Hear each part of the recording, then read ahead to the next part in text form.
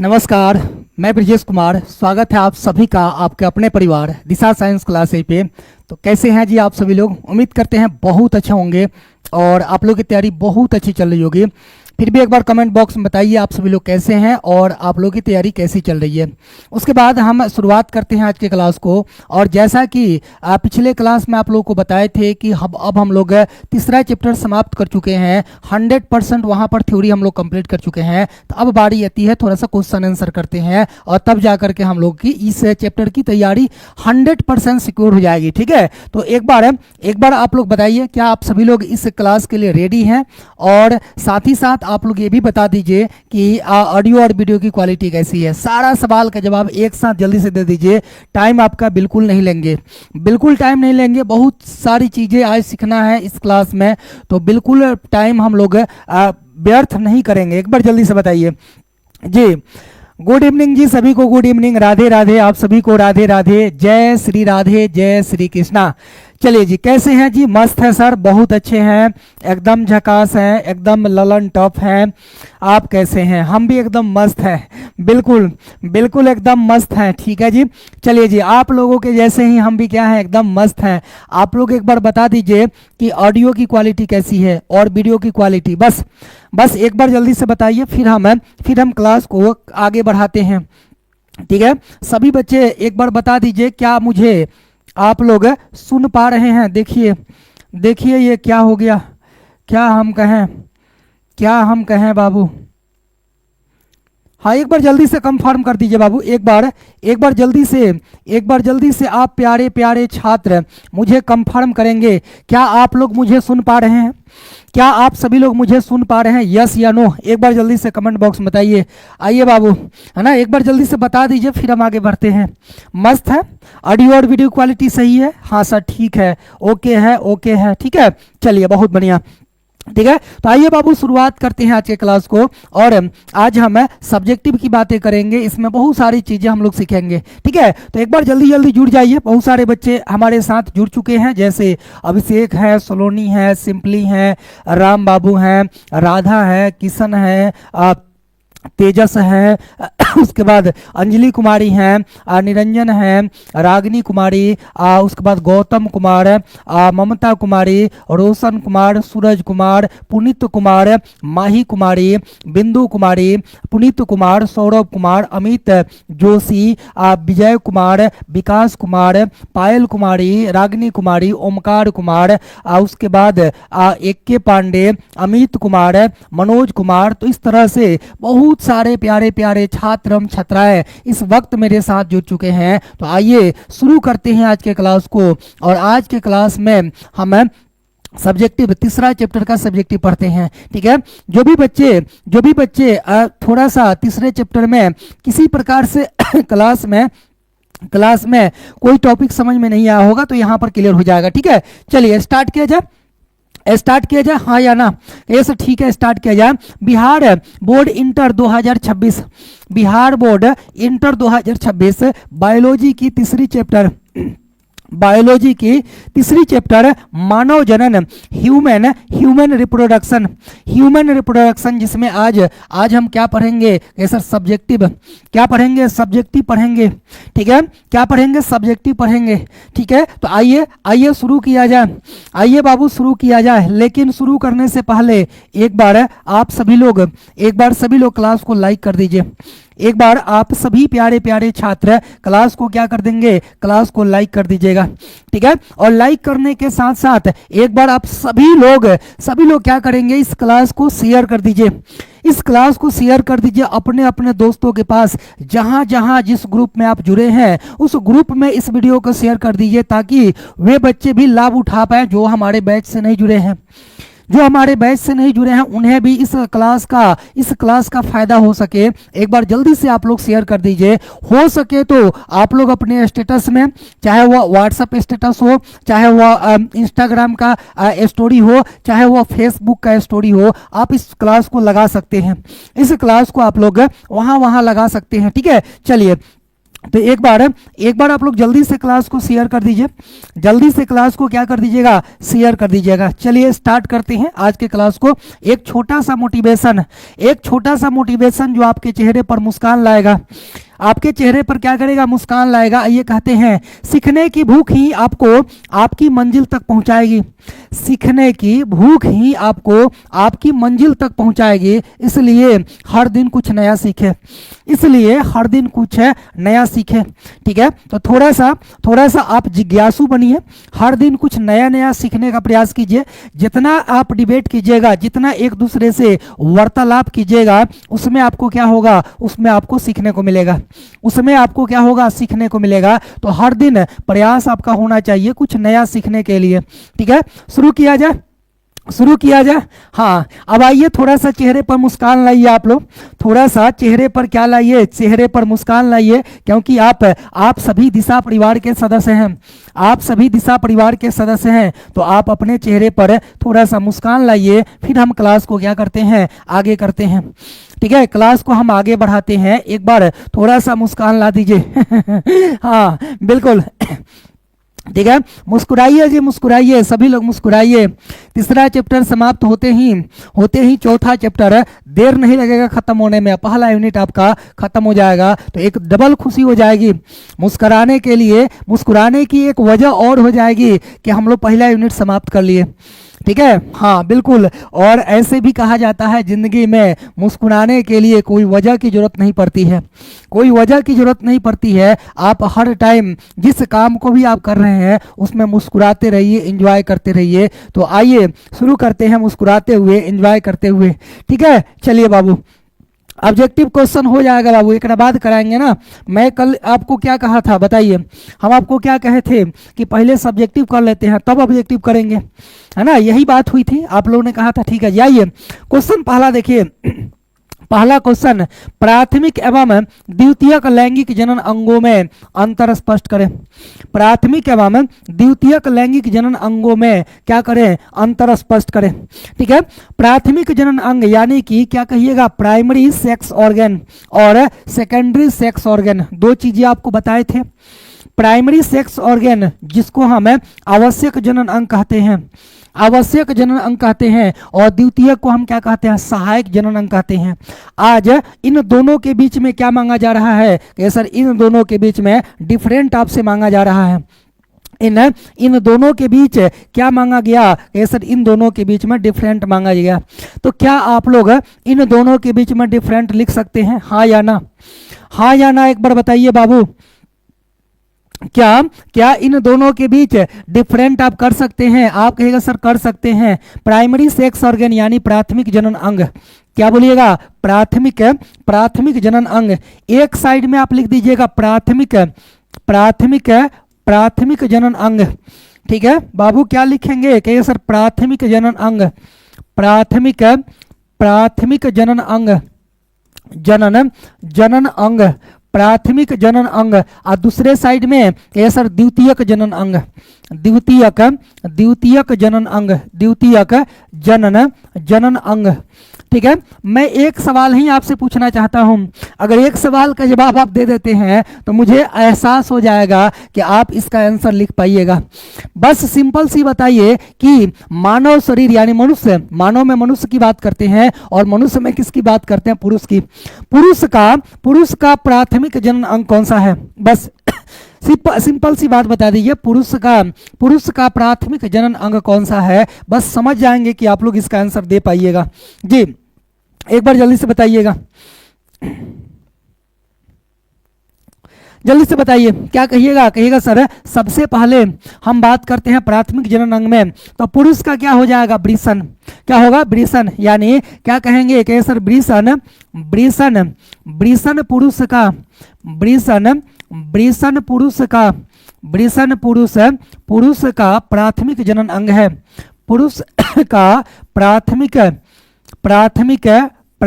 जनन अंग है, प्राथमिक जनन अंग है, अंग है, पुरुष का प्राथमिक जनन अंग है। जबकि अंडाशय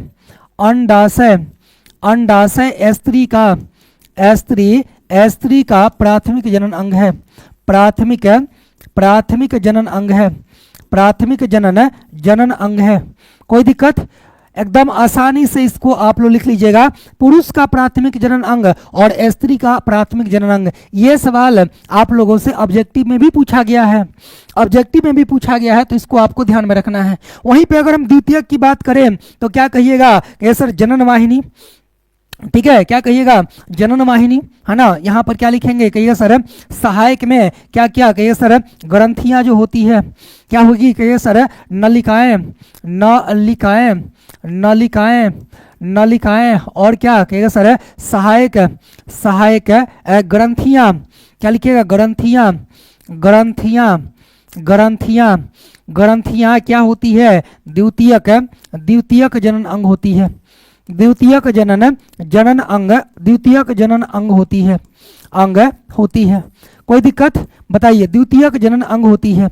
नलिकाओं में भी आपको बताए थे, जैसे वाहिकाएं हो गई, है ना, शुक्र वाहिका हो गई, फिर अंडवाहिनी हो गई, ये नलिका है। और ग्रंथि के तौर पर प्रोस्टेट ग्लैंड, शुक्राशय, ठीक है। तो इसकी चर्चा हम लोग किए थे, इसकी चर्चा हम लोग किए थे। क्लियर है? कोई दिक्कत बताइए? आप कहेंगे ना सर कोई दिक्कत कोई परेशानी नहीं है, कोई दिक्कत कोई परेशानी नहीं है, ठीक है। चलिए दूसरा अगर यहाँ पर लिखना होगा तो क्या कहिएगा? कहिएगा सर वृषण यानी जो प्राथमिक जनन अंग होते हैं, प्राथमिक जनन अंग होते हैं, चाहे पुरुष का हो चाहे स्त्री का हो, क्या बनता है इसके अंदर? कहे सर इसमें युग्मक का निर्माण होता है, यानी प्राथमिक जनन अंगों में युग्मक का निर्माण होता है, अर्थात शुक्राणु और अंडाणु बनते हैं, शुक्राणु और अंडाणु बनते हैं। तो बोलिएगा सर इसमें इसमें इसमें युग्मकों, युग्मकों का निर्माण होता है, युग्मकों का निर्माण होता है, युग्मकों का निर्माण होता है, ठीक है। इसमें क्या होता है बाबू? कहेगा सर युग्मकों का निर्माण होता है। अच्छा एक बात बताइए, आप लोगों की संख्या आधे क्यों है जी? आप लोगों की संख्या आज क्लास में इतना कम क्यों है? मैंने आपसे पिछले क्लास में कहा था, कल क्लास में, आज सभी लोगों से कि अगला क्लास यूट्यूब पर होगी, है ना, और फिर भी आप लोगों की क्लास में संख्या आधा है। रीजन क्या है बाबू? रीजन क्या है एक बार बताइए, एक बार रीजन बताइए, फिर हम आगे बढ़ते हैं। चलिए कहिएगा ठीक है सर कोई बात नहीं, है ना। एक बार शेयर कीजिए बाबू, आप लोग एक बार शेयर कीजिए ताकि जो बच्चे नहीं जुड़े हैं एक बार जुड़ जाए जल्दी से, ठीक है। तो बोलिएगा इसमें युग्मकों का निर्माण होता है, और इसमें क्या होता है? कहिए सर इसमें क्या होता है? इसमें विभिन्न रसायनों, विभिन्न रसायनों का निर्माण होता है, रसायनों का निर्माण होता है, रसायनों का निर्माण होता है, विभिन्न रसायनों का निर्माण होता है, विभिन्न रसायनों का निर्माण होता है।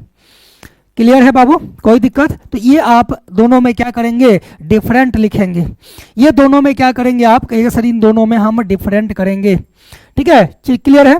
हाँ, क्या हो गया जी? काहे कमी है? एक बच्चे लिख रहे हैं सर शादी हो रहा है, मतलब कि शादी में गए हैं। अच्छा बच्चे की शादी हो रही है या शादी में गए हैं?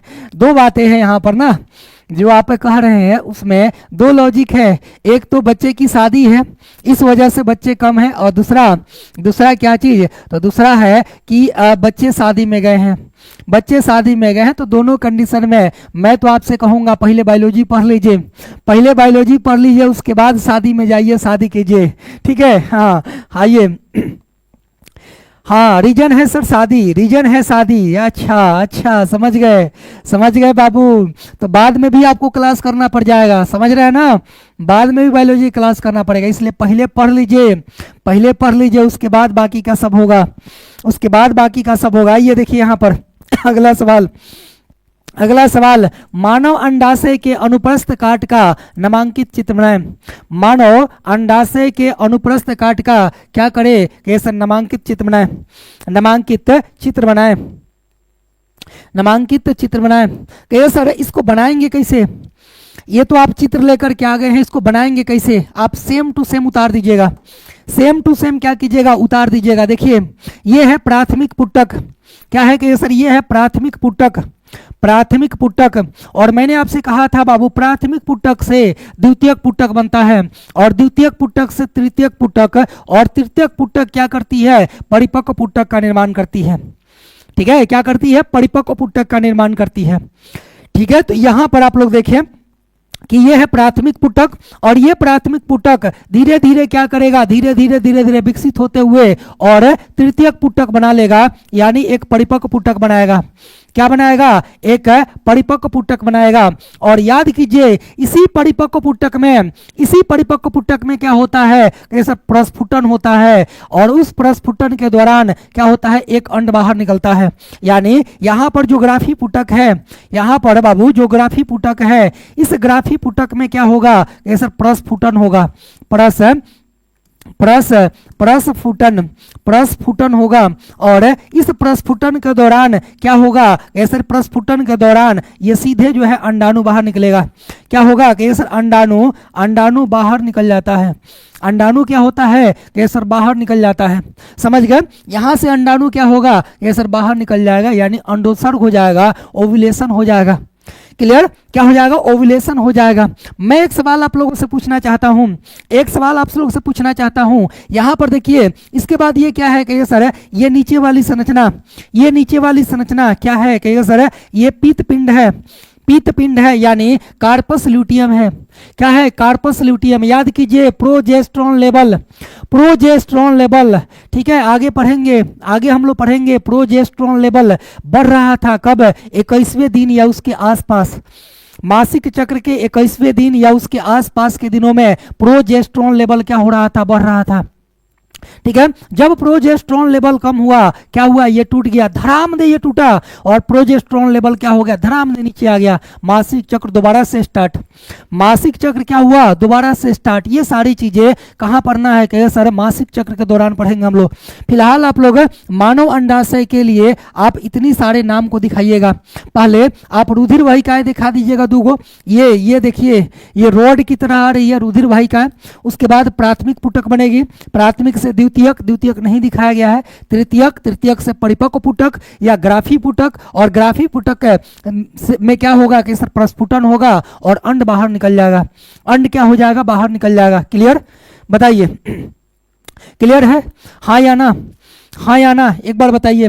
एक सवाल आप लोगों से पूछा गया था ऑब्जेक्टिव में सवाल पूछा गया था कि ग्राफीय पुटक, 2022 की बातें हैं, 2022 में बिहार बोर्ड में पूछा गया था कि ग्राफियन पुटक किससे संबंधित है, ग्राफियन पुटक किससे संबंधित है, ऑब्जेक्टिव पूछा गया था बाबू, ऐसे पूछा गया था 2022 में। ग्राफियन पुटक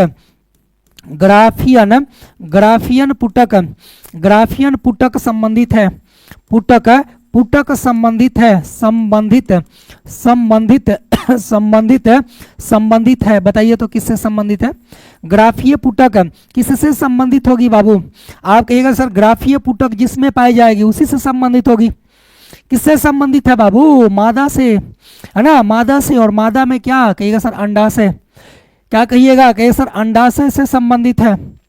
समझ गए, किससे संबंधित है बाबू, कहिए सर अंडाशय से। ठीक है, अच्छा चित्र को हम अपने से बना दें, बोलिए, कहिएगा तो हम बना देंगे, कोई दिक्कत थोड़े है, थोड़ा सा टाइम लगेगा, और क्या, थोड़ा सा टाइम लगेगा, ज्यादा कुछ है नहीं उसमें। ग्राफियन पुटक किससे संबंधित है, तो बोलिएगा सर अंडाशय से। ठीक है, हम आप लोगों से पूछना चाहते हैं, है ना, हम आपसे पूछना चाहते हैं अगला सवाल आपसे पूछना चाहते हैं बाबू कि आप परिपक्व पुटक का निर्माण कैसे होता है, या ग्राफी पुटक, ग्राफी पुटक या परिपक्व पुटक की बात है, परिपक्व पुटक का निर्माण, परिपक्व पुटक का निर्माण कैसे होता है, ऑब्जेक्टिव में ध्यान रखिएगा, ऑब्जेक्टिव में सवाल आएगा तो बोलिएगा तृतीयक पुटक क्या करती है, तृतीयक पुटक से परिपक्व पुटक बनता है। पूरा प्रोसेस आएगा तो बोलिएगा पुटक, प्राथमिक पुटक से द्वितीयक पुटक, द्वितीयक से तृतीयक, और तृतीयक जाकर के क्या करती है, परिपक्व पुटक बना लेती है। क्या करती है बाबू, परिपक्व पुटक बना लेती है। तो इस तरह से ऑब्जेक्टिव सवाल आपसे पूछे जा सकते हैं, इसलिए तैयार रहिए आप लोग, ठीक है, इसलिए क्या कीजिए, तैयार रहिए आप लोग जी। बहुत बढ़िया, बनाएंगे जी, इसके बाद बनाएंगे। ठीक है, बनाएंगे। आइए अगला सवाल देखिए, अगला सवाल आपसे क्या पूछा गया। अगला सवाल देखिए सामने। अगला सवाल बाबू, वृषण तथा अंडाशय के दो दो क्या लिखे, कार्य लिखे। दो दो क्या लिखे, कार्य लिखे। अंडाशय कहता है वृषण, वृषण और अंडाशय के क्या लिखना है, दो दो कार्य बता सकते हैं आप लोग। आप कहिएगा जी सर वृषण पहले हम बात करते हैं। पहले हम किसकी बातें करते हैं, वृषण की। वृषण की बातें करते हैं बाबू। वृषण का क्या काम है बताइए, इस वृषण का क्या काम है। ये दोनों वृषण क्या काम करता है ना, ये वृषण गोल गोल गोल गोल जो वृषण आप देख रहे हैं, इस वृषण का क्या काम है, जरा बता पाइएगा, जरा बता पाइएगा वृषण क्या काम करता है। आप कहिएगा सर हाँ बता पाएंगे। ये वृषण क्या करेगा, शुक्राणु का निर्माण करता है। ये शुक्राणु का निर्माण करता है और दूसरा नर लिंग हार्मोन का निर्माण करता है। दो काम लिखना है तो एक बोलिएगा शुक्राणु का निर्माण करना और दूसरा नर लिंग हार्मोन का निर्माण करना। ठीक है, हाँ बिल्कुल। एक बच्चे का कहना है सर लिखना भी है कॉपी में। बाबू अगर आप नहीं जानते तो इसको लिखना पड़ेगा ना, क्वेश्चन ऐसे ही आएगा, ऐसे क्वेश्चन आएगा तो इसको आपको लिखना है। कैसे लिखना है, अगर आप खुद से लिख पा रहे हैं तब तो ठीक है, तब तो ठीक है, सारी चीज को समझिए, अन्यथा आप चीजों को लिखेंगे समझेंगे। देखिए यहाँ पर हम बात करते हैं वृषण की, तो क्या कहिएगा, सबसे पहला चीज ये सर यह नर युग्मक, नर युग्मक शुक्राणु का निर्माण करता है। नर युग्मक शुक्राणु का निर्माण करता है। नर युग्मक शुक्राणु का निर्माण करता है। नर युग्मक शुक्राणु का निर्माण करता है। और दूसरा क्या करेगा, कहेगा सर दूसरा ये नर लिंग हार्मोन की उत्पत्ति करता है। यह नर लिंग हार्मोन, नर लिंग हार्मोन की उत्पत्ति करता है, उत्पत्ति करता है। नर लिंग हार्मोन की उत्पत्ति करता है। ये किसकी बात हो रही है, कहेगा सर ये बात हो रही है वृषण की। ये किसकी बात हो रही है, कहेगा सर ये बात हो रही है टेस्टिस की, कि ये क्या करेगा, शुक्राणु का निर्माण करेगा और दूसरा क्या करेगा, कहेगा सर दूसरा ये नर लिंग हार्मोन की उत्पत्ति करता है। इसकी संख्या कितनी है, कहेगा सर एगो यहाँ दिख रहा है, एगो यहाँ दिख रहा है, यानी इसकी संख्या कितनी है, तो इसकी संख्या 2 है।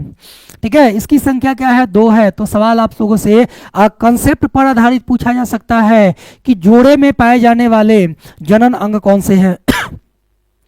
जोड़ा में पाए जाने वाले जनन अंग कौन से हैं, तो ध्यान रखिएगा जिसकी संख्या 2 है वो जोड़ा कहलाएगा और जिसकी संख्या 1 है तो ये वो कहलाएगा। सिंपल सी बात है। ठीक है, क्लियर हो गया। अच्छा आप लोग बता पाइएगा कि नर लिंग हार्मोन कौन कौन सा है, इसका उदाहरण तो नहीं दे दीजिए आप लोग, उदाहरण, इसका उदाहरण दे दीजिए। नर लिंग हार्मोन कौन कौन सा है, एक बार कमेंट बॉक्स में लिख दीजिए नर लिंग हार्मोन कौन कौन सा है। कहिएगा नर लिंग हार्मोन में क्या आएगा, कहिए सर टेस्टोस्टेरोन, क्या आएगा, टेस्टोस्टेरोन। ठीक है, क्या लिखेगा, कहिए सर टेस्टोस्टेरोन, टेस्टोस्टेरोन।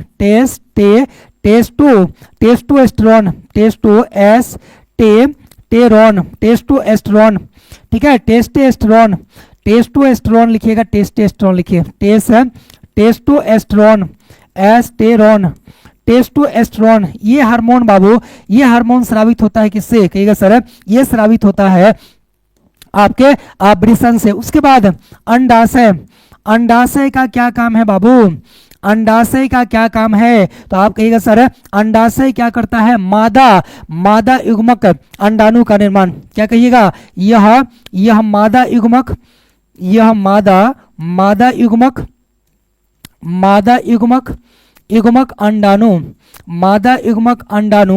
अंडाणु का निर्माण करता है, अंडाणु का निर्माण करता है। ठीक है, यह मादा युग्मक अंडाणु का निर्माण करता है। ठीक है, यह मादा युग्मक अंडाणु का क्या करता है, निर्माण करता है। और दूसरा क्या कहिएगा कि ये सर मादा लिंग हार्मोन, यह मादा लिंग हार्मोन, मादा लिंग हार्मोन की उत्पत्ति करता है, उत्पत्ति करता है, उत्पत्ति करता है। ठीक है, इसका उदाहरण क्या होगा बाबू? उदाहरण में क्या लिखिएगा कि ये सर एस्ट्रोजन, एस्ट्रोजन,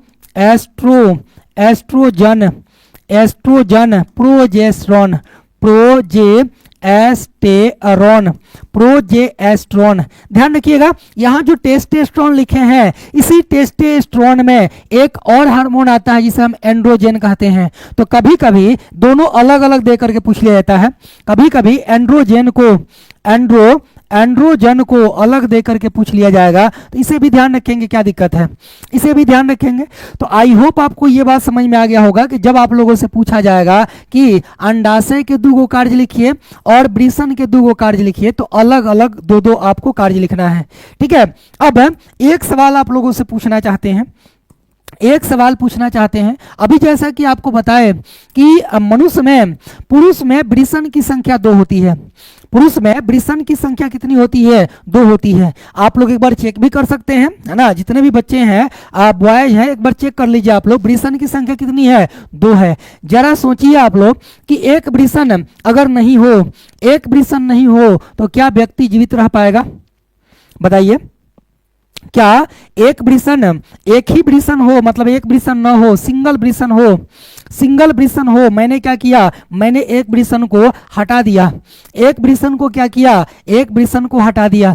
अब एक वृषण अगर रहे तो क्या होगा? आप एक बार बताइए। हाँ बिल्कुल ठीक कह रहे हैं सर, है ना। हाँ देखिए, कुछ बच्चे इसमें ऐसे भी हैं जो कह रहे हैं सर 3 गो है वृषण, है ना। हाँ, अब बताइए बाबू, वृषण अगर एक हो तो क्या होगा? आप कहिएगा सर एक सिंगल इंजन है और एक डबल इंजन है। डबल इंजन है तो पावर ज़्यादा होगा, सिंगल इंजन है तो पावर थोड़ा सा कम होगा। यानी कहने का मतलब हुआ कि अगर वृषण की संख्या 1 रहे तो शुक्राणु कम बनेंगे, शुक्राणु क्या होंगे? कम बनेंगे। और वृषण अगर 2 है तो शुक्राणु ज़्यादा बनेगा। बस यही है, ज़्यादा कुछ नहीं होगा, मतलब स्वास्थ्य पर प्रभाव नहीं पड़ेगा, आदमी जी सकता है, कोई दिक्कत कोई परेशानी नहीं होगा। बस शुक्राणुओं की मात्रा में क्या होगी? कमी आ जाएगी। अगला सवाल देखिए, अगला सवाल क्या है बाबू? अगला सवाल पूछा गया, अधिवृषण के कार्य बताइए। अधिवृषण के क्या बताइए? कार्य बताइए। अधिवृषण इस तरह से बनवाए थे, वृषण के ऊपर पाया जाने वाला एक लंबी ऐसी नली के समान संरचना, जिसका नाम क्या है? केसर अधिवृषण। जिसका नाम क्या है बाबू? केसर, जिसका नाम है अधिवृषण। समझ गए होंगे बाबू। ये वाला जो पार्ट है, इसका नाम क्या है? अधिवृषण। इसका नाम क्या है? अधिवृषण। फिलहाल आपसे सवाल क्या पूछा गया? आपसे सवाल पूछा गया क्या चीज? अधिवृषण के कार्य। क्या पूछा गया? अधिवृषण के कार्य। समझ गया? हाँ बिल्कुल अधिवृषण। हाँ देखिए, एक बच्चे कह रहे हैं सर अगर एगो वृषण नहीं रहे तो सीधा 3 करोड़ का घाटा लग जाएगा। 3 करोड़ का घाटा लग जाएगा। बताइए जी, वृषण की कीमत मात्र 3 करोड़ है, मात्र 3 करोड़ है। अरे वारे यार, अरबों खरबों में उसकी इंपोर्टेंस है, अरबों खरबों की बातें हैं, 3 करोड़ में मत बिकिए, ठीक है। हाँ आइए, तो ये हो गया बाबू क्या चीज ये हो गया क्या चीज? कहिए सर ये है अधिवृषण। ठीक है, ये क्या है बाबू? अधिवृषण। आपसे सवाल बाबू पूछा जा सकता है कि अधिवृषण क्या है। एक सवाल ये पूछा जाएगा, अधिवृषण क्या है। दूसरा सवाल आपसे पूछा जाएगा कि अधिवृषण के कितने भाग होते हैं। अधिवृषण के कितने भाग होते हैं। तीसरा सवाल अधिवृषण के कार्य। तीसरा सवाल अधिवृषण के कार्य। तीसरा सवाल क्या है? कहिएगा सर अधिवृषण के कार्य। बताइएगा आप लोग, अधिवृषण के क्या काम है।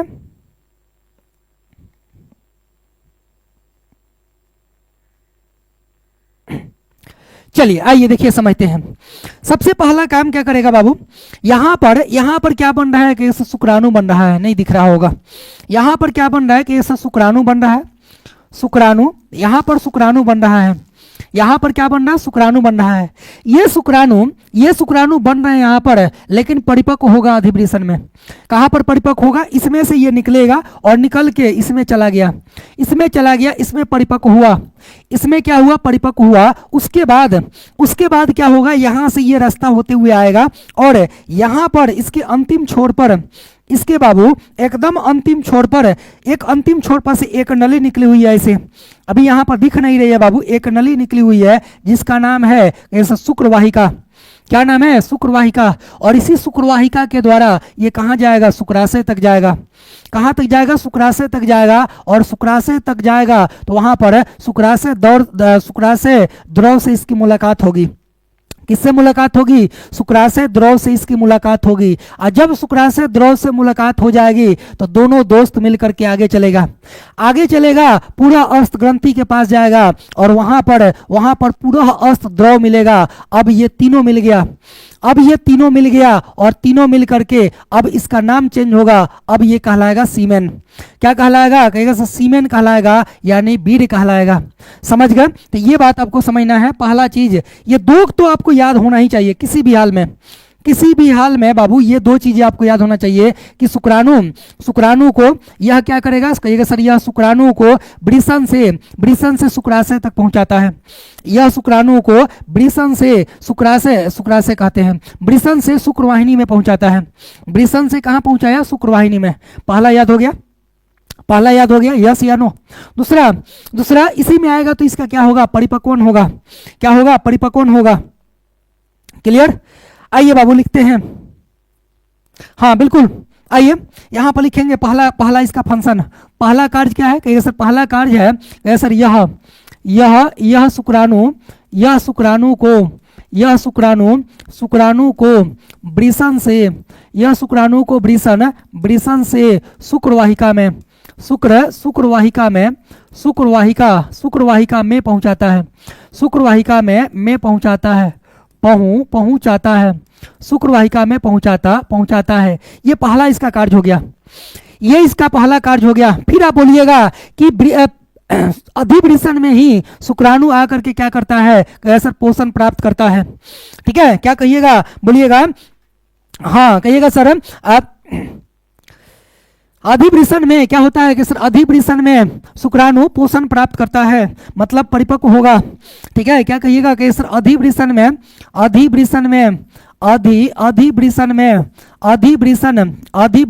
शुक्राणु पोषण प्राप्त करता है,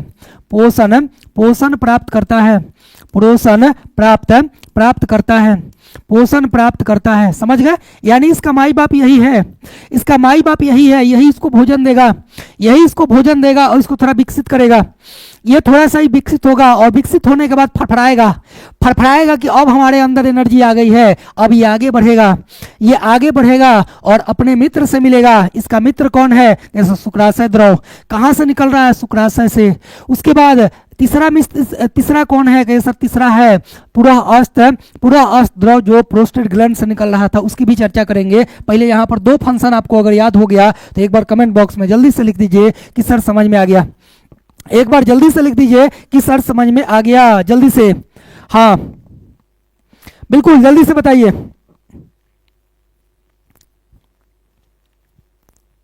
बिल्कुल जल्दी लिखिए बाबू।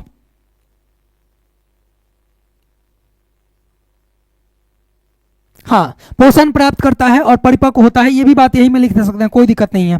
ये भी बात हम यहीं पे लिख सकते हैं, कोई दिक्कत नहीं है। बोलेगा सर इसमें शुक्राणुओं का क्या होता है, शुक्राणुओं का परिपक्वन होता है। इसमें शुक्राणुओं का क्या होता है, परिपक्वन होता है। अगला, इसी में क्या होता है, कर्माकुंचन होता है। इस अधिवृषण में क्या होता है, कर्माकुंचन होता है। और इसी कर्माकुंचन गति के कारण ये शुक्राणु क्या होते हैं, आगे की तरफ बढ़ते हैं। एक गति होती है जिसे हम क्या कहते हैं, कर्माकुंचन, जिस वजह से ये क्या होता है, आगे बढ़ता है। जिसके वजह से क्या होता है, आगे बढ़ता है। अगला, इसका तो आंसर हो गया, इसका तो आंसर हो गया। मेरा सवाल आप लोगों से है, एक मेरा सवाल आप लोगों से है बाबू कि बताइए अधिवृषण के कितने भाग हैं। यहाँ पर मेरा सवाल आप लोगों से है अधिवृषण के कितने भाग, अधिवृषण अधिवृषण अधिवृषण के कितने भाग होते हैं, कितने कितने भाग होते हैं, एक बार बताइए बाबू कितने भाग होते हैं, जरा हमें जानना चाहते हैं, पूछना चाहते हैं आप लोगों से। अधिवृषण के भाग की जब चर्चा होगी तो अधिवृषण के कितने भाग होंगे, नामों लिख दीजिए बाबू, नामों लिख दीजिए ना, अरे नाम लिख दीजिएगा और मजा ना आ जाएगा जी, नाम लिख दीजिएगा तो और ना मजा आ जाएगा, बोलिए नाम लिख दीजिएगा तो और ना मजा आ जाएगा कि सर एगो सबसे ऊपर, एगो सबसे ऊपर क्या बोलेंगे शीर्ष अधिवृषण, शीर्ष अधिवृषण, सबसे निचवा वाला को पूंछ अधिवृषण और बिचवा वाला को मध्य अधिवृषण। ठीक है, क्या बोलिएगा, तीन भाग, तीन भाग क्या है, पहल का शीर्ष अधिवृषण, अधिवृषण, शीर्ष अधिवृषण, उसके बाद मध्य अधिवृषण, अधिवृषण, मध्य अधिवृषण, और उसके बाद कहिए सर लास्ट है पूंछ अधिवृषण, पूंछ अधिवृषण। तो कल आपसे अगर पूछ लिया जाए कि बाबू बताइए अधिवृषण के कितने भाग, अब एक सवाल और, एक सवाल और भी पूछेंगे आप लोगों से, बताइए अधिवृषण के कौन से भाग से, अधिवृषण के कौन से भाग से शुक्रवाहिका निकलती है, बताइए अधिवृषण के कौन से भाग से शुक्रवाहिका निकलती है। अगर आप बहुत अच्छे से देखे होंगे, आप बहुत अच्छे से देखे होंगे तो आप कहिएगा सर सबसे निचवा वाला, सबसे निचवा वाला जिसे हम क्या कहते हैं, कोड़ा कहते हैं। यहां से क्या होती है कि सर यहीं से निकलती है, यहीं से क्या होती है कि सर पूंछ वाले भाग से एक नली निकलती है जो जिसको हम क्या कहते हैं, शुक्र वाहिका कहते हैं। समझ गए, चलिए आगे बढ़ते हैं, अब इतना काफी है इसके लिए। ठीक है, आइए अगला सवाल देख लीजिए, अगला सवाल अगला सवाल आप लोगों से क्या पूछा गया, देखिएगा ध्यान से।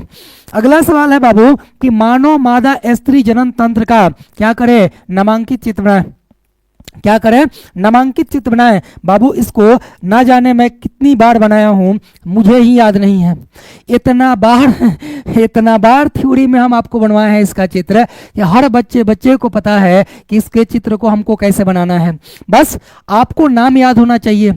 हम इस सवाल को दोबारा से इसलिए करा दिए क्योंकि बहुत सारे बच्चे जब डायग्राम देखते हैं तो डर जाते हैं कि सर हमें में क्या लिखें, क्या क्या लिखें, इस सारा नाम से हमको कोई लेना देना नहीं है। आइए हम बना करके दिखाते हैं, हम आपको क्या करते हैं, बना करके दिखाते हैं, नामकरण करके दिखाते हैं। ई लीजिए गर्भाशय, क्या हो गया कहिए सर, ई लीजिए गर्भाशय, है ना, ये हो गया गर्भाशय। पुरुषों में होता है ना जी, हाँ पुरुषों में होता है कि नहीं होता है, ई लीजिए ई का हो गया जी, ई का हो गया, ई का हो गया मेरे प्यारे प्यारे छात्र। अच्छा ई नहीं इधर उधर होता है, अरे ये नहीं इधर उधर होता है, कोई बात नहीं, कोई बात नहीं, है ना, कोई बात नहीं बाबू, कोई दिक्कत नहीं है बाबू, ई आगे पीछे होके और चाहे आगे पीछे ना होके बराबर है, मान लीजिए। ठीक है, ये है बाबू गर्भाशय, ये क्या हो गया केसर गर्भाशय। ठीक है, ये हो गया अंडाशय, ये क्या हो गया केसर अंडाशय हो गया, ये क्या हो गया अंडाशय हो गया, समझ गए। और इसके ऊपर से एक ऐसी संरचना जिसको हम क्या कहते हैं कि सर ये हो गई फैलोपियन ट्यूब, क्या हो गई, ये हो गई फैलोपियन ट्यूब। आइए अब इनको एक एक करके हम समझ लेते हैं, एक एक करके हम लोग क्या करते हैं इसको समझ लेते हैं। लीजिए बाबू, समझ गए, कोई दिक्कत कोई परेशानी हो तो बताइएगा। नहीं सर कोई दिक्कत कोई परेशानी नहीं है, यहाँ पर थोड़ा सा परेशानी आ गया था। ये लीजिए, अब यहाँ पर आप लोग क्या देखें कहिएगा सर, यहाँ पर हमने गर्भाशय देखा, यहाँ पर क्या हो गया, ये गर्भाशय हो गया, और थोड़ा सा चित्र बनाना होगा, ग्रीवा और विवाह दिखाना है तो।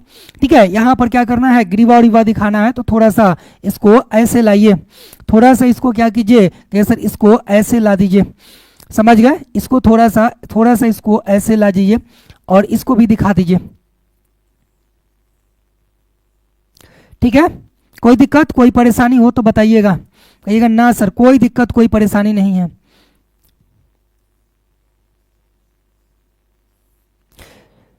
ठीक है बाबू, कोई दिक्कत बताइए। यहाँ हो गया इतना, आप कहेंगे जी सर बन गया, बन गया, बस। अब करना कुछ नहीं है आपको, करना इसमें कुछ नहीं है। कहिएगा सर करना कुछ नहीं है, नाम कैसे लिखेंगे, नाम कैसे लिखेंगे, ध्यान दीजिए। नाम लिखने के लिए आप क्या कीजिएगा बाबू, सबसे पहले आपको नाम लिखने के लिए करना क्या होगा, देखिए ध्यान से, यहाँ पर ध्यान से आप लोग इस चीज को देखिएगा। कहिएगा सर सबसे पहले यहाँ पर कुछ चीजें यहाँ पर, ये अंडाशय हो गया, ये अंडाशय हो गया। यानी कहने का मतलब ये हुआ कि नाम जब हम शुरू करेंगे तो इसके महत्वपूर्ण अंग से शुरू करेंगे। नाम जब भी लिखना होगा तो हम इसके सबसे महत्वपूर्ण अंगों की बातें करेंगे। सबसे महत्वपूर्ण कौन है, कहिएगा सर अंडाशय। यानी सबसे पहले हम किसकी बातें करेंगे, अंडाशय की। अंडाशय हो गया, उसके बाद कहिए सर अंडवाहिनी हो गया, अंडवाहिनी हो गया, अंडवाहिनी हो गया, ठीक है। अंडवाहिनी के बाद कहिए सर गर्भाशय हो गया, गर्भाशय हो गया, गर्भाशय हो गया। उसके बाद कहिए सर ग्रीवा हो गया, ठीक है। उसके बाद क्या हो गया, ग्रीवा हो गया, ठीक है। ग्रीवा के बाद क्या हो गया, योनि हो गया, योनि हो गया। बस इतना ही नाम रहने दीजिए, इतना ही नाम रहने दीजिए, इतना ही आपको करना है, इतना ही आपको करना है। इससे ज्यादा आपको नहीं करना है 2 नंबर के लिए, इससे ज्यादा आपको नहीं करना है। आपके सर चित्र में तो इतना सारा नाम दिया है, आप इतना कम लिखवाए। देखिए चित्र में क्या क्या दिया है, यहाँ पर अंडवाहिनी है, फंडस है, यहाँ पर फंडस है, तो फंडस से हमको कोई लेना देना नहीं है, कोई लेना देना नहीं है। गर्भाशय में एक कहते हैं एक आंतरिक स्तर है और एक बाहरी स्तर है। तो हमें गर्भाशय के अंतः स्तर को भी यहाँ दिखाने की जरूरत नहीं है। मुझे केवल क्या करना है, मुझे केवल इसके महत्वपूर्ण जनन अंगों के नाम लिख देने हैं। 2 नंबर आपके क्लियर हो जाएंगे, 2 नंबर आपके क्या हो जाएंगे, क्लियर हो जाएंगे। क्लियर, चले आगे बताइए। हाँ चले आगे बताइए जल्दी से। हाँ बिल्कुल बिल्कुल सर बिल्कुल।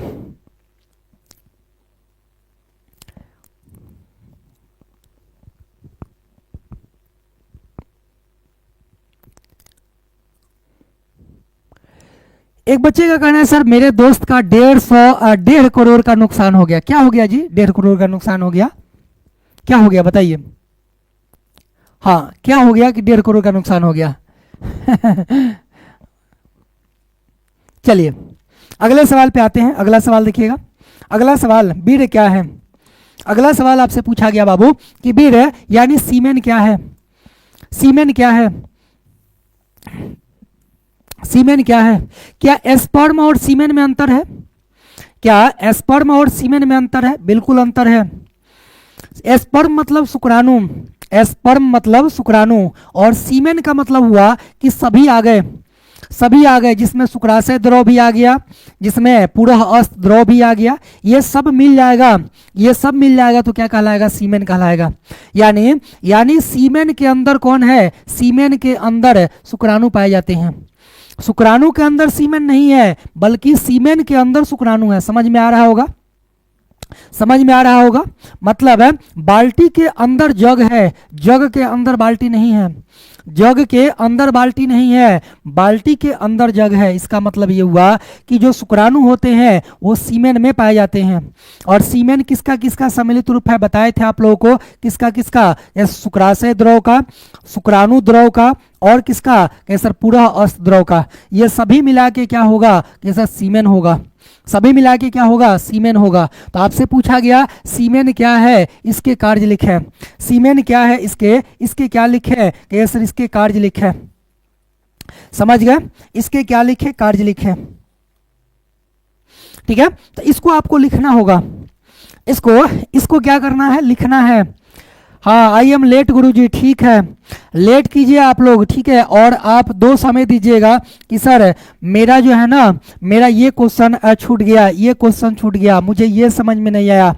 ठीक है, इतना कहने के बाद आप लोगों की स्थिति ये है, आप लोगों की स्थिति ये है, हम क्या ही कहें बताइए, क्या ही कहें, क्या ही कहें। बट कोई दिक्कत नहीं, पढ़ लीजिए बाबू, कोई बात नहीं है ना। हाँ कोई बात नहीं, ऑफलाइन में आप लोग होते तब हम आप लोगों को बताते कि आप लोगों की आधी संख्या कहाँ गई है। सारा हम जो है ना शादी विवाह में जा करके फ़ोटो खिंचवाना छुड़ा देते, है ना। हाँ सारा शादी विवाह में जा करके फ़ोटो खिंचवाना छुड़ा देते, ठीक है। बिल्कुल, अपना शादी विवाह होगा तो फिर उसमें जय माता दी का क्या होगा, जय जयकारा लगेगा, जय जयकारा लगेगा। और आप जा रहे हैं अपनी क्लास को छोड़ करके दूसरे जगह जा रहे हैं, अपनी क्लास को छोड़ करके। ऐसा मत कीजिए बाबू, ऐसा मत कीजिए। हाँ जल्दी से लिखिए, चलिए आइए लिखते हैं बाबू। बीड़ क्या होता है, कहिए सर।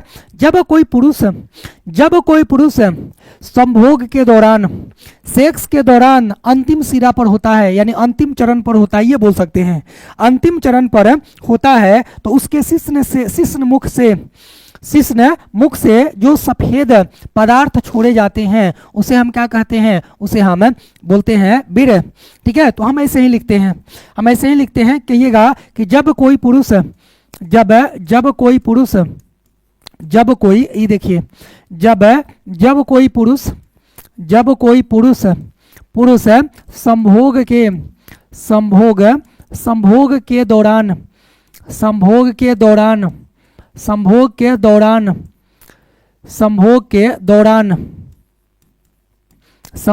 दौरान अंतिम चरण पर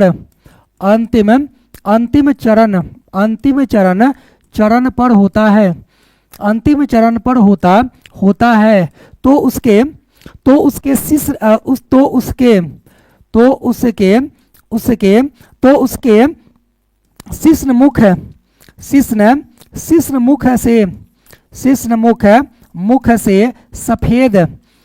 मुख से सफेद पदार्थ मादा की योनि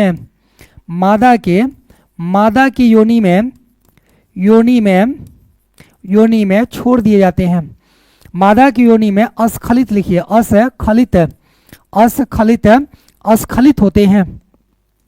अस्खलित होते हैं, जिसे क्या कहते हैं, जिसे बीड़ कहते हैं, जिसे बीड़ यानी सीमेन, सीमेन कहते हैं।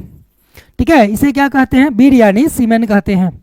हाँ बिल्कुल, बीड़ एक तरल पदार्थ है, ऐसे भी लिख सकते हैं। बीड़ एक तरल पदार्थ है जिसका निर्माण किससे हुआ है, जिसका निर्माण शुक्राशयी द्रव, पुरः अस द्रव और शुक्राणु द्रव से हुआ है। ठीक है जी, ये भी बात आप आराम से लिख सकते हैं,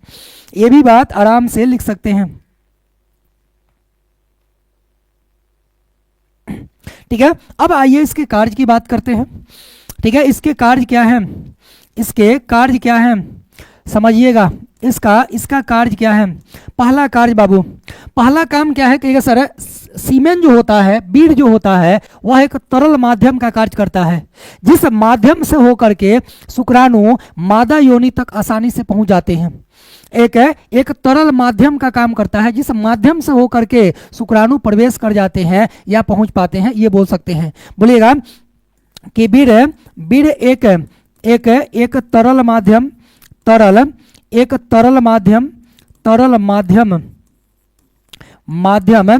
कार्य करता है,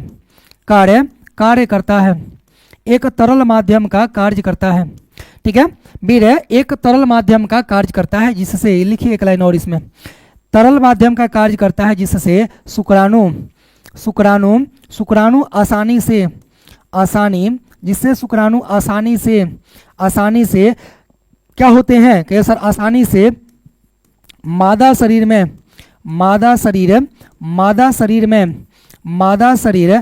में पहुंच जाते हैं, पहुंच पाते हैं। ठीक है, एक यूं कह सकते हैं आप लोग कि एजेंट है। ये क्या है, एजेंट है, किसको ले जाने के लिए, ऐसे शुक्राणु को ले जाने का ये एजेंट है। वहां पर एजेंट का काम कर रहा है, माध्यम का काम कर रहा है, समझ गए, माध्यम का काम कर रहा है। आगे और क्या काम करता है बाबू, और क्या काम करता है बाबू, एक बार बताइए जी। बिल्कुल। और बताए थे आप लोगों को कि वीर्य के कारण ही, यानी जो पूरा अस्त ग्रंथि है उसके द्वारा जो द्रव निकलता है, पूरा अस्त द्रव, उस द्रव के कारण ही क्या होता है, वीर्य में विशेष प्रकार की गंध एवं उत्तेजना आता है। यानी कहीं ना कहीं ये जो वीर्य है वह शुक्राणुओं को क्या करता है, सक्रिय बनाता है। ठीक है, क्या कहिएगा सर, वीर्य शुक्राणुओं को क्या करता है, सक्रिय करता है। वीर्य शुक्राणुओं को क्या करेगा, शुक्राणुओं को सक्रिय बनाता है, सक्रिय बनाता है। तो ये है वीर्य और वीर्य के कार्य, समझ गए बाबू? कोई दिक्कत कोई परेशानी बताइए? कोई दिक्कत कोई परेशानी नहीं? कोई दिक्कत कोई परेशानी नहीं है। तो आइए बाबू, अब आगे हम बढ़ते हैं अगले सवाल पे।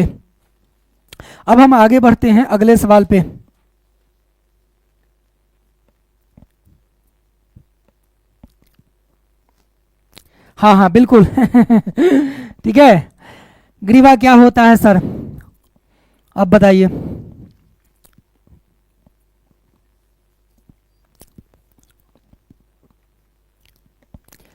डीजे बज रहा है आइए अगले सवाल पे आइए। अगला सवाल देखिए, अगला सवाल बाबू क्या है? अगला सवाल आपसे पूछा गया है कि मानव शुक्राणु का एक नामांकित चित्र बनाएं। मानव शुक्राणु का क्या करें, कहें सर मानव शुक्राणु का एक नामांकित चित्र बनाएं। एक क्या करें, नामांकित चित्र बनाएं। बन जाएगा? बोलिए, मानव शुक्राणु का चित्र बन जाएगा, हाँ या ना? हाँ या ना एक बार बोलिए हाँ सर, थोड़ा पाकिस्तान वगैरह पर बोल दीजिए सर ठीक है, हाँ बिल्कुल। क्या ही बोला जाए जी, पाकिस्तान की स्थिति क्या है बताइएगा थोड़ा, आप लोग थोड़ा बताइएगा क्या स्थिति है, हम क्या ही बोले पाकिस्तान पर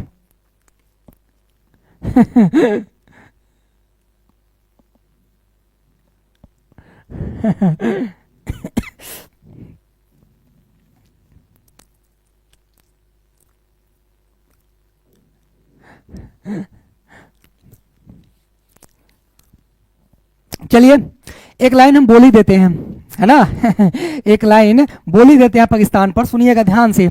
कहते हैं कि ना बिजली बिल हाफ चाहिए, ना बिजली बिल हाफ चाहिए, ना ही कर्जा माफ चाहिए। ना बिजली बिल माफ चाहिए, ना ही कर्जा हाफ चाहिए।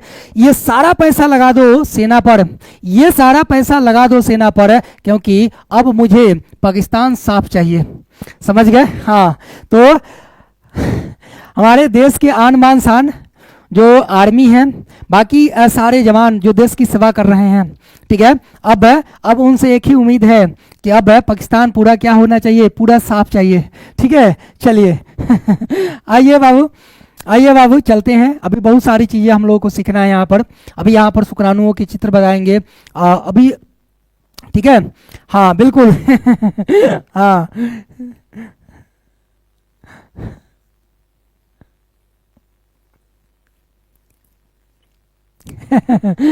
थोड़ा सा मुस्कान आया चेहरे पे आप लोगों का ना जी। हाँ, बोर हो जाते हैं आप लोग लिखते लिखते, है कि नहीं? क्या ही कीजिएगा, बट फिर भी बोर नहीं होना है ना, हंसते खेलते चलना है आगे। ठीक है, हाँ हंसते खेलते चलना है हाँ बिल्कुल बिल्कुल बाबू। आइए, शुक्राणु की चित्र की जब बात करते हैं आप लोग, एक और बोलेंगे आप लोगों को, है ना, पाकिस्तान पर एक लाइन और मेरे तरफ से रहेगा। पहले चित्र बना लीजिए, पहले चित्र आप लोग बना लीजिएगा। जब भी चित्र बनाने की बात आएगी तो आप क्या कीजिएगा, कुछ इस तरह से बनाइएगा, कुछ इस तरह से आप लोग क्या कीजिएगा, ड्रॉ कीजिएगा। जब शुक्राणु बनाने की बातें आएगी आपके सामने, जब भी शुक्राणु बनाने की कुछ बातें सामने निकल करके आएगी, तो चित्र आपका कुछ ऐसा ही होना चाहिए, कुछ ऐसा ही आपका चित्र होना चाहिए। समझ गए होंगे? हाँ या ना एक बार बताइए, समझ गए होंगे? आप कहिएगा हाँ सर समझ तो जाते ही हैं, हम लोग बना भी लिए हैं, कई बार बनाए होंगे आप लोग। फिर भी आइए, इस तरह से आप इसको क्या कीजिएगा, बाहर निकाल दीजिएगा, ये पूंछी को। ये देखिए ना कहाँ जा रहा है।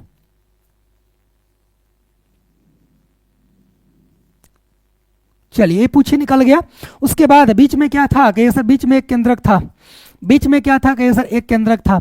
यानी कहने का मतलब क्या हुआ कहिए सर, ये पूरा का पूरा हेड है, ये क्या है कहिए सर, हेड है यानी सिर है। जब नाम लिखना होगा तो सिर लिख दीजिएगा, इसको क्या लिखिएगा, केंद्रक। क्या लिखिएगा, केंद्रक।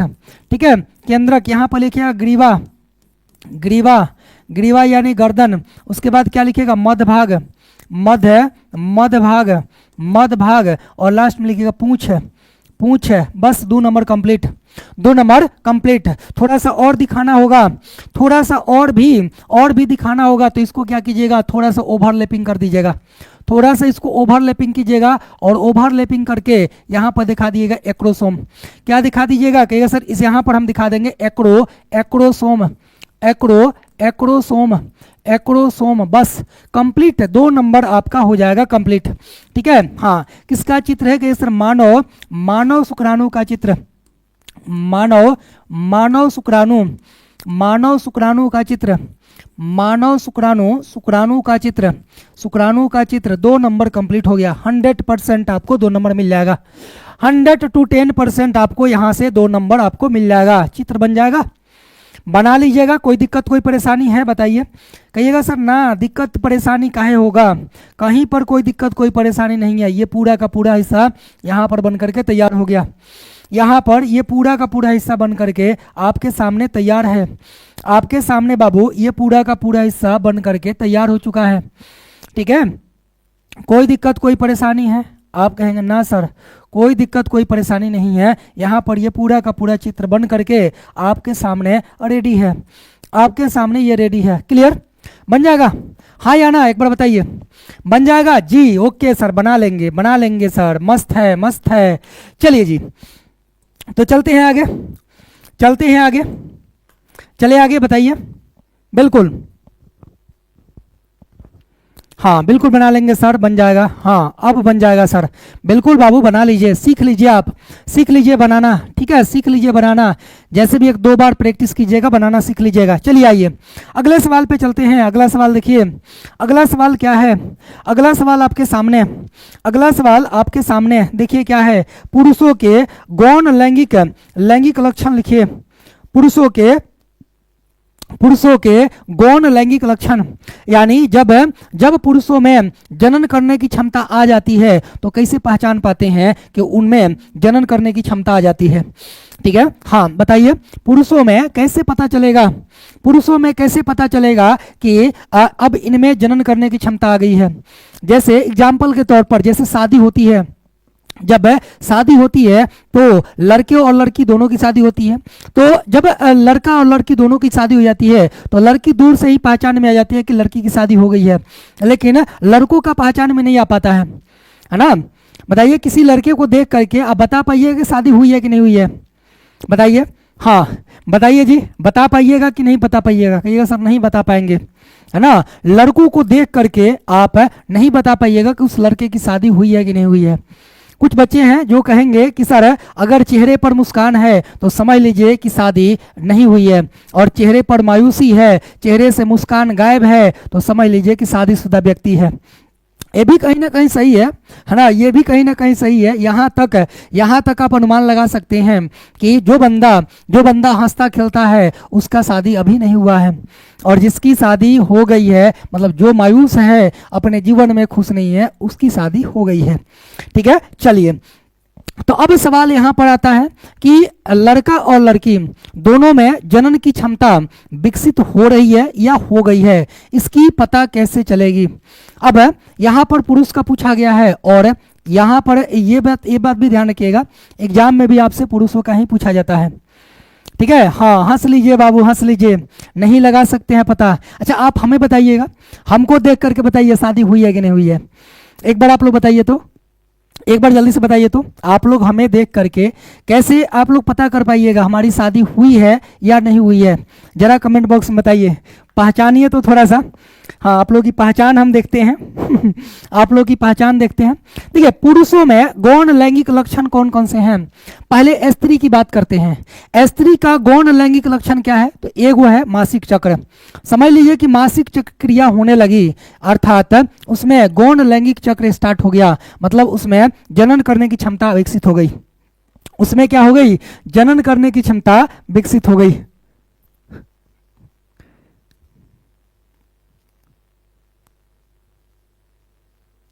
ठीक है। अच्छा, कैसे पहचान पाए आप लोग? सब लोग लिख रहे हैं सर हो गई है, हो गई है, हो गई है। क्या पहचान है? कोई पहचान है? कोई पहचान है बताइए, कोई पहचान है? आप कहेंगे सर हम लोग देखे हैं इसलिए पहचान गए, लेकिन अगर नहीं देखे होते आप, अगर आप नहीं देखे होते, मान लीजिए कि कहीं वीडियो भी नहीं आप देखे होंगे, चाहे इंस्टाग्राम चाहे कहीं पर भी, अगर आप वीडियो भी नहीं देखे होते तो कैसे पहचान पाते? तो आप कहते सर नहीं पहचान पाते। पॉसिबल ही नहीं था कि एक व्यक्ति को देख करके बताया जा सके, एक पुरुष को देख करके बताया जा सके। ठीक वैसे ही अगर पुरुषों में जब गौण लैंगिक चक्र स्टार्ट होता है तो उसकी पहचान क्या है, लक्षण क्या है? तो कैसा सबसे पहला लक्षण है उसका आवाज भारी हो जाएगा। क्या होगा कि सर गौण लैंगिक लक्षण का पहला जो लक्षण क्या है कि सर आवाज में भारीपन। आवाज में क्या कहिएगा कि सर आवाज में भारीपन होना, आवाज में भारीपन होना, आवाज में भारीपन होना, ये पहला लक्षण। उसके बाद सर ये जो कंधा होता है ना, ये कंधा ये क्या होता है, चौड़ा हो जाता है।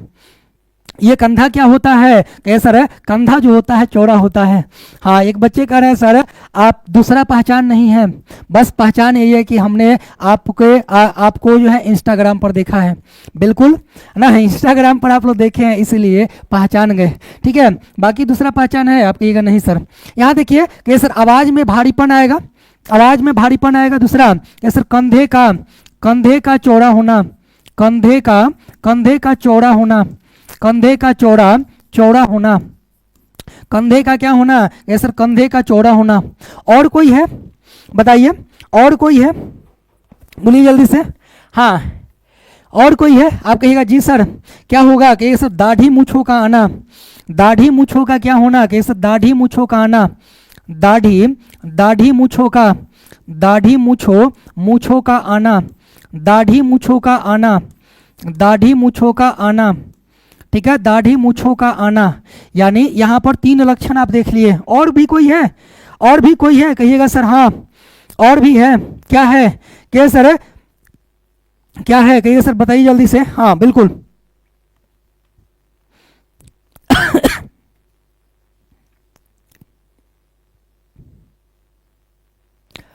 बिल्कुल, आइए बहुत बढ़िया। अगला लिख लीजिएगा कि सर मांसपेशियों में वृद्धि होना, मांसपेशियों में वृद्धि होना, में क्या होना? वृद्धि होना, मांसपेशियों में वृद्धि होना। तो ये है बाबू क्या चीज कि सर ये है पुरुषों में गौण लैंगिक चक्र के लक्षण, ये है पुरुषों के गौण लैंगिक चक्र के लक्षण। लेकिन अगर स्त्रियों की बात करें तो कहिएगा सर स्त्री में दाढ़ी मूछ तो नहीं आएगा, स्त्री में दाढ़ी मूछ तो नहीं आएगा, बाकी ये तीनों रहेगा। आवाज में भारीपन, कंधे चौड़ा होना, मांसपेशियों में वृद्धि, दाढ़ी मूछों का यहाँ पर हट जाएगा और यहाँ आएगा मासिक चक्र क्रिया स्टार्ट होना। सबसे प्रधान, सबसे महत्वपूर्ण गौण लक्षण स्त्रियों का क्या है? मासिक चक्र का शुरू होना। आइए चले अगले सवाल पे, एक बार बताइए। हाँ, क्या हुआ बाबू? फुल कोर्स नहीं किए हैं तो क्या हुआ? फुल कोर्स नहीं किए हैं। एक बच्चे का कहना है सर हम क्या लिख रहे हैं बाबू? फुल कोर्स नहीं लेना चाहते हैं। क्यों फुल कोर्स नहीं लेना चाहते हैं बाबू बताइए, क्या रीजन है? क्या रीजन है? आप बताइए हमें, क्या कारण है कि आप फुल कोर्स नहीं लेना चाहते हैं? फुल कोर्स में आपको क्या दिक्कत है? जरा हमें बताइए, जी हम जानना चाहते हैं आपसे क्या कारण है कि आप फुल कोर्स नहीं लेना चाहते हैं या नहीं ले रहे हैं। ठीक है, फुल कोर्स लीजिए और पढ़िए, पूरा पढ़िए। ठीक है, आइए चलिए बाबू चलते हैं आगे अगले सवाल पे आते हैं। अगला सवाल क्या है? मादा जनन तंत्र के कौन कौन से विकार हैं? मादा जनन तंत्र के कौन कौन से विकार हैं? मतलब जो मादा जनन होती है, मादा जनन तंत्र होता है, उसमें क्या क्या बीमारियां होती है इसकी बातें करेंगे। क्या क्या बीमारियां होती है इसकी बातें हम लोग यहाँ पर करेंगे। ठीक है, विकार का मतलब क्या होता है? गड़बड़ी। विकार का मतलब क्या होता है? गड़बड़ी। और यहाँ पर क्या कहिएगा? कैसे विकार कहिए, गड़बड़ी बोलिए, चाहे अनियमितता। सवाल ये भी पूछा जा सकता है कि मादा जनन तंत्र के कौन कौन सी अनियमितता है।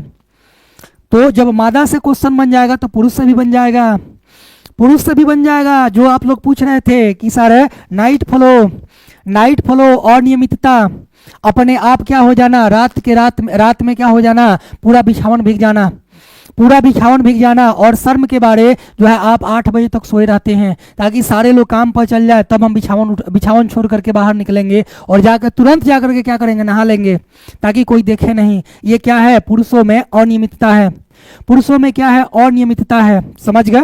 तो पुरुष में भी अनियमितता पूछी जा सकती है, स्त्री में भी अनियमितता पूछी जा सकती है, लेकिन सबसे ज्यादा अनियमितता या विकार किस में देखने को मिलती है, कि सर स्त्री में। इसलिए हम स्त्री की बातें कर रहे हैं, ठीक है।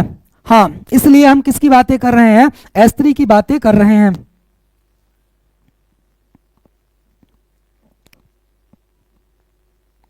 ठीक है, चलिए एक लाइन हो जाए बाबू। हाँ, एक लाइन हो जाए पाकिस्तान के लिए। ठीक है, बच्चे कह रहे हैं सर थोड़ा सा हाँ देखिए, नाइट फ्लो की बातें आते आते कान खड़े कर लेते हैं आप लोग, बहुत जल्दी कान खड़ा होता है आप लोगों का नाइट फ्लो आते आते, है ना। और बहुत सारे बच्चों का ये शिकायत है, बहुत सारे बच्चों में ये शिकायत है, मैंने देखा है, मैंने ऑब्जर्व किया है। और इसका मेन रीजन क्या है, मेन रीजन है हमेशा अपने माइंड में गलत चीज़ों को रखना, गलत चीज़ों को रखना। आप उसको बाहर निकालिए, ज़्यादा से ज़्यादा व्यायाम कीजिए, पौष्टिक भोजन लीजिए।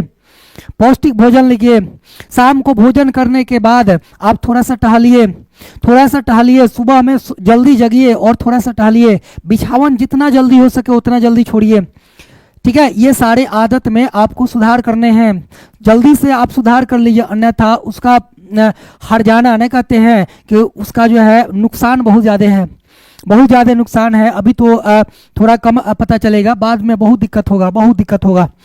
ठीक है, आइए एक लाइन पाकिस्तान के लिए, कि वक्त अभी भी है, वक्त अभी भी है, संभल जाओ। आतंकियों को खुद मिटा लो तुम, वरना हम तो ठोकेंगे चुन चुन के, कब्रिस्तान की जगह बना लो तुम, ठीक है। आइए चलते हैं बाबू, यहां पर हम विकार की बात करते हैं, ठीक है, विकार की बात करते हैं। आइए, ठीक है, आइए चलते हैं बाबू आगे। एक बार थोड़ा सा क्लिपिंग। और एक चीज और पूरा अस्त ग्रंथि में कैंसर वाली बातें उसको याद करवाएंगे उसको।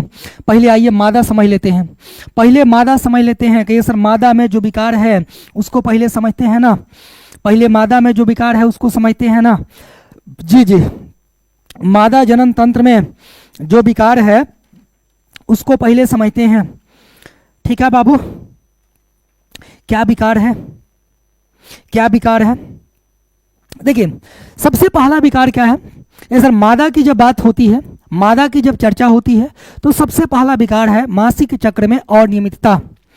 मासिक चक्र में क्या होना, कि सर अनियमितता पहला विकार क्या कहिएगा, यहाँ पर सबको लिखेंगे एक एक करके। कहिए सर मासिक चक्र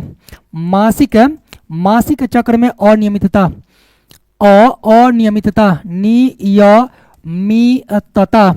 अनियमितता, ठीक है। ये केस आजकल बहुत ज्यादा देखने को मिलता है, मासिक चक्र में अनियमितता। मासिक चक्र होना कितना दिन पर होना चाहिए, यानी मासिक चक्र की पुनरावृत्ति कितना दिन पर, 28 दिन पर या 28 से 29 दिन पर। यही मासिक चक्र की एक सर्किल है या साइकिल है, आप कहेंगे जी सर। लेकिन आज के टाइम में ये देखी जाती है कि मासिक चक्र या तो टाइम से पहले हो जा रहा है या टाइम से बाद हो रहा है, या टाइम से क्या हो रहा है, टाइम से पहले हो जा रहा है या टाइम से बाद हो रहा है। तो ये अनियमितता देखी जाती है, या मासिक चक्र हो ही नहीं रहा है, ठीक है। तो 3 कंडीशन आप देखें, या 28 दिन पर ना हो करके 35 दिन पर होना, मतलब ज्यादा टाइम लगा देना। 28 दिन पर होना है तो 15 ही दिन पर हो जाना, 20 दिन पर हो जाना, ठीक है। या मासिक चक्र क्रिया 1 महीना 2 महीना रोक करके आना, या होना ही नहीं, ठीक है। तो ये अनियमितता है, ठीक है। बिल्कुल, ये बात आप समझ गए जी। तो आप कहिएगा सर ये एक विकार है, ये एक क्या है, कि ये सर विकार है, ठीक है।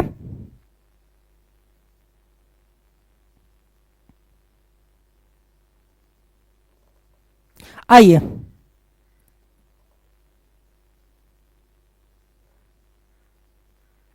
चलिए यहां पर समझते हैं। यहां पर लिखिएगा, ठीक है सर, जब मासिक चक्र क्रिया ना हो, जब मासिक चक्र की क्रिया न हो तो ऐसी स्थिति को एमीनोरिया कहते हैं। क्या बोलिएगा, जब मासिक चक्र, जब मासिक चक्र की क्रिया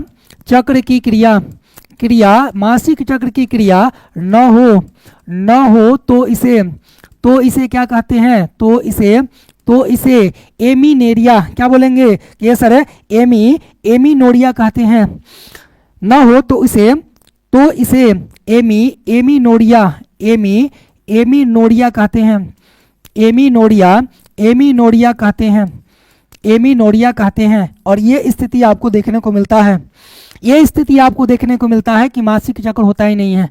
ऐसे कंडीशन को क्या कहेंगे, एमीनोरिया। लेकिन दूसरा समय कहिएगा सर, दूसरा समय क्या बोलिएगा, कहिए सर सॉरी, बोलेंगे कि जब ऋतुस्राव के समय क्या हो, कहिए सर, अधिक मात्रा में रक्त का स्राव हो। यानी बोलिएगा कि ऋतुस्राव चक्र के टाइम, बोलिएगा जब ऋतुस्राव या मासिक चक्र, जब मासिक चक्र के समय मासिक चक्र के समय अत्यधिक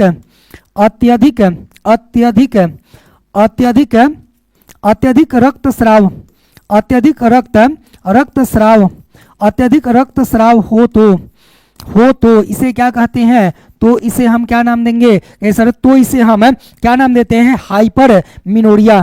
क्या बोलते हैं, हाइपरमिनोरिया। तो इसे हाइपरमिनोरिया कहते हैं।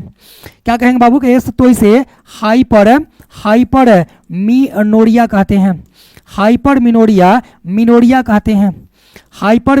कहते हैं। ध्यान से एक बार और सुनिए, कहिएगा सर, मासिक चक्र, जब मासिक चक्र की क्रिया न हो, तो हम क्या कहेंगे, एमीनोरिया।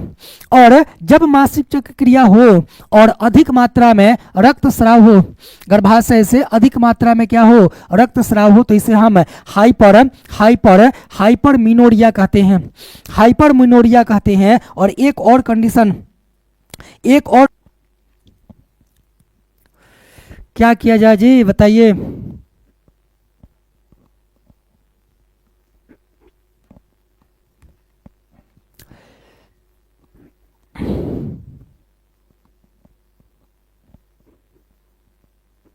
ठीक हो गया होगा, देखिए एक बार। हाँ, नेटवर्क इशू आया था, ठीक हो गया होगा, एक बार देखिए तो। हाँ, ठीक हो गया आपके पास, बताइए जी। अब ठीक है सर, ठीक है, अब ठीक है, बिल्कुल अब ठीक है हाँ, एक बार बताइए तो, अब ठीक है। Okay sir, okay. तो यहां पर देख लिए, हाँ या ना, ठीक है। दूसरा, ये पहला नंबर था, दूसरा देखिए क्या कहिएगा, दूसरा नंबर क्या कहिएगा, कहिए सर, बोलिएगा आंतरिक जनन अंगों, या ऐसे बोलिएगा, कहिए सर, जनन अंगों में हार्मोनल नियंत्रण न होने के कारण जनन अंगों का कार्य न करना। ठीक है, कहिएगा हार्मोनल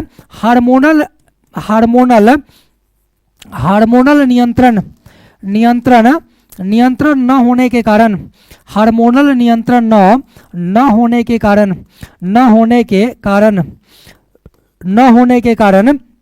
जनन अंगों का क्या बोलिएगा, हार्मोनल नियंत्रण न होने के कारण। ठीक है ना जी, ठीक है ना, बताइए, ठीक है ना, कोई दिक्कत तो नहीं ना है जी, बताइएगा। चलिए सर, कोई दिक्कत नहीं है, आइए तो लिखिएगा, हार्मोनल नियंत्रण न होने के कारण जनन अंगों का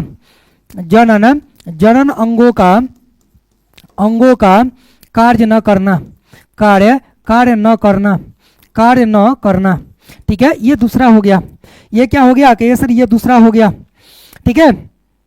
ये क्या हो गया, दूसरा हो गया। आगे आगे देखिए बाबू, आगे क्या देखना है, कहिएगा सर तीसरा। तीसरा सुने होंगे आप लोग बहुत ज्यादा, स्तन कैंसर।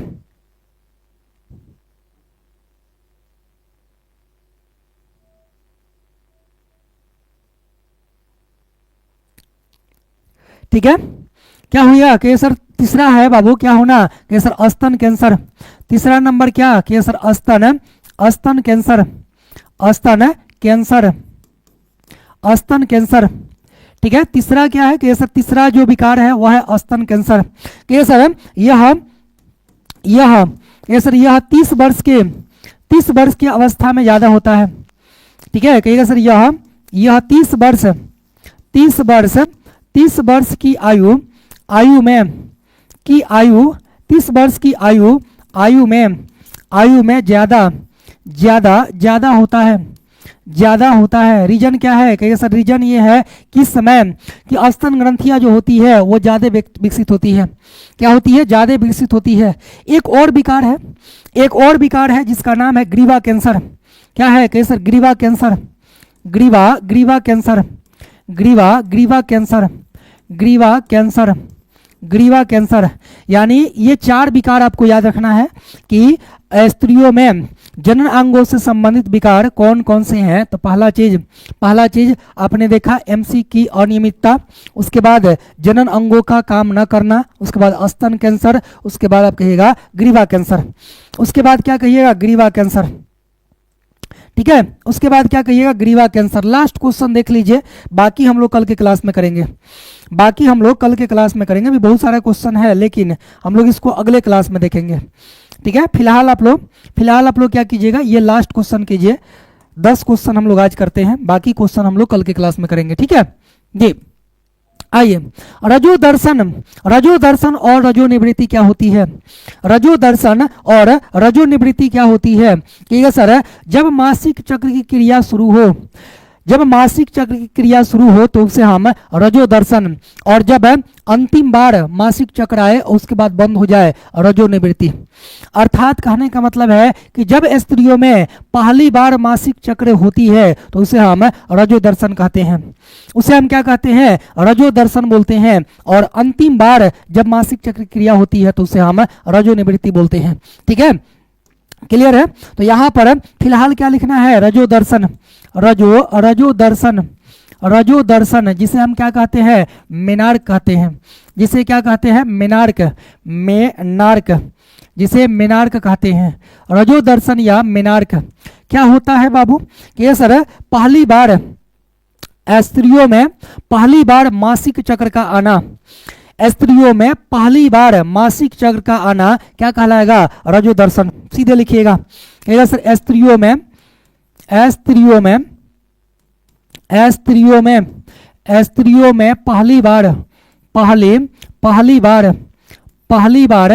पहली बार मासिक चक्र, पहली बार मासिक चक्र का आना, मासिक चक्र का आना, पहली बार मासिक चक्र का आना रजो दर्शन कहलाता है, रजो दर्शन कहलाता है, रजो दर्शन कहलाता है। ठीक है, इसी में लिख लीजिएगा रजो दर्शन की आयु, रजो दर्शन की आयु, दर्शन की आयु, रजो दर्शन की आयु कितनी होती है कि ये रजो दर्शन की आयु 11 से 13 वर्ष होती है, 11 से 13 वर्ष होती है। ठीक है बाबू, कोई दिक्कत यहाँ पर, कोई परेशानी है बताइए। पहली बार जब मासिक चक्र क्रिया शुरू होगी तो उसे हम क्या कहेंगे, रजो दर्शन। ठीक है, उसके बाद आता है रजो निवृत्ति। क्या आएगा कि सर उसके बाद आता है रजो निवृत्ति, रजो निवृत्ति जिसे हम क्या कहते हैं, मिनोपॉज। क्या बोलते हैं, मिनोपॉज कहते हैं, मिनोपॉज। ठीक है, मिनोपॉज क्या कहिएगा कि सर अंतिम मासिक चक्र, स्त्रियों में अंतिम मासिक चक्र क्या कहलाएगा, मिनोपॉज। ठीक है जी, कहिएगा कि सब जब स्त्रियों में अंतिम मासिक चक्र, अंतिम मासिक चक्र, अंतिम बार मासिक चक्र, अंतिम बार मासिक चक्र, अंतिम बार मासिक चक्र, अंतिम बार मासिक चक्र आना, अंतिम बार मासिक चक्र, स्त्रियों में अंतिम बार मासिक चक्र आना मिनोपॉज या रजोनिवृत्ति, रजोनिवृत्ति, रजोनिवृत्ति, रजोनिवृत्ति कहलाता है, रजोनिवृत्ति कहलाता है, रजोनिवृत्ति कहलाता है। ठीक है, हाँ क्या कहिएगा कि सर रजोनिवृत्ति की आयु, रजोनिवृत्ति की आयु, निवृत्ति की आयु कितनी होती है? रजोनिवृत्ति की आयु 45 से 50 वर्ष होती है, 50 वर्ष होती है। ठीक है, रजोनिवृत्ति की आयु कितनी होती है? 45 से 50 वर्ष होती है। यानी इस आयु तक जाते जाते स्त्रियों में मासिक चक्र की क्रिया क्या हो जाएगी? खत्म हो जाएगी। क्या हो जाएगी? खत्म हो जाएगी। ठीक है, क्लियर? कोई दिक्कत बताइए? यहां तक हो गया, लिखा गया। चलिए, बहुत बढ़िया, बहुत बढ़िया बाबू, बहुत बढ़िया। ठीक है, तो आज रहने दिया जाए इतना ही।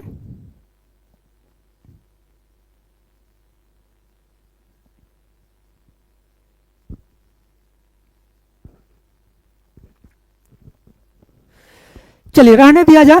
ठीक है, हाँ सर छोड़ देते हैं, वाह बहुत बढ़िया। ठीक है, हाँ छोड़ दीजिए सर, छोड़ दीजिए। ठीक है, छोड़ देते हैं आज इतना ही। बाकी कल के कल वाले क्लास में अभी हम लोग कम से कम 10-15 क्वेश्चन और भी करेंगे। ठीक है, थोड़ा सा आप लोगों को प्रैक्टिस हो जाएगा कि कैसे क्वेश्चन का आंसर हमको करना है, कैसे लिखना है। ठीक है, ये सारी चीजें। ठीक है, जाते जाते आप लोगों से मेरा कहना है कि एक बार आप लोग बताइएगा आप सभी लोगों को क्लास कैसा लगा। क्लास अच्छा लगा होगा तो आप लोग अपना फीडबैक कमेंट बॉक्स में दीजिएगा, और जाते जाते आप लोग लाइक जरूर कीजिएगा। ठीक है, और अपने दोस्तों के पास शेयर कर दीजिएगा। मेरा एक लाइन जाते जाते आप लोगों से कहना है, और खास करके किसके लिए है? पाकिस्तान के लिए है। ध्यान से सुनिएगा इस लाइन को, है ना। कहते हैं कि गांधीगिरी बहुत हुई, गांधीगिरी बहुत हुई, अब हमें भगत सिंह का हिंदुस्तान चाहिए। गांधीगिरी बहुत हुई, अब हमें भगत सिंह का हिंदुस्तान चाहिए। जान की भीख मांगता हुआ घुटनों में हमें पाकिस्तान चाहिए। जान का भीख मांगता हुआ घुटनों में हमें पाकिस्तान चाहिए। ठीक है, तो दीजिए विदा, हमें मिलते हैं कल के क्लास में, और कल के क्लास में इसके आगे हम लोग कंटिन्यू करेंगे। हंसते रहिएगा, मुस्कुराते रहिएगा, खूब पढ़िएगा, मस्त रहिएगा, और अपना ख्याल रखिएगा। ठीक है, बाय बाय, टेक केयर। बहुत सारे बच्चे अभी भी मेरे साथ जुड़े हैं, इसके लिए आप सभी का तहे दिल से, दिल की गहराइयों से बहुत बहुत धन्यवाद। चलते हैं, दुआओं में याद रखना, अगर याद आए तो एक बार कमेंट जरूर कर दीजिएगा। धन्यवाद।